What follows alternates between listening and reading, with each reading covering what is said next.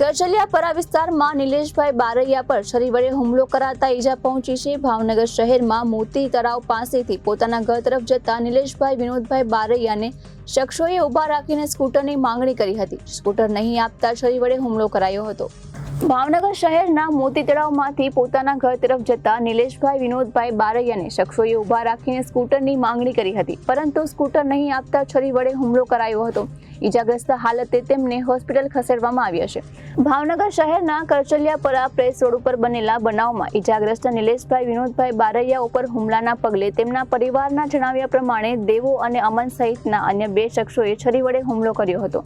જો કે આ બંને શખ્સોની રંજાડ હોવાનો પરિવારે આક્ષેપ કર્યો છે। ઘણી વાર રહ્યા છે અને મારા ઘરવાળા ઘરે જમા આવતા હતા ને રાજા ઓઠીનો દેવો, અમન અને વિજયો એ ત્રણેય તે અત્યારે ગુંડાગરી કરે છે અને મારા ઘરવાળાને છરીઓ મારી બોલાવીને ભાઈ ઘરે આવતા હતા જમવા અને ગાડીઓ હળગાવી દીધી, કેટલાને છરીઓ મારી, આમ બોલ ને છરીઓ મારી દીધી। મર્ડરમાં તેનો હાથ છે, એક મર્ડર ઉપરથી બેરલ ઉપર એ લોકો કેટલા વ્યક્તિઓ હતા, શું નામ છે? 3 વ્યક્તિ હતા। શું નામ છે? એક દેવો, એક અમન ને એક વિજયો। તમારે કાંઈ પેલા જૂની અદાવત કેવું કાંઈ? કાંઈ reporter Firoz Malek, ABC news, Bhavnagar.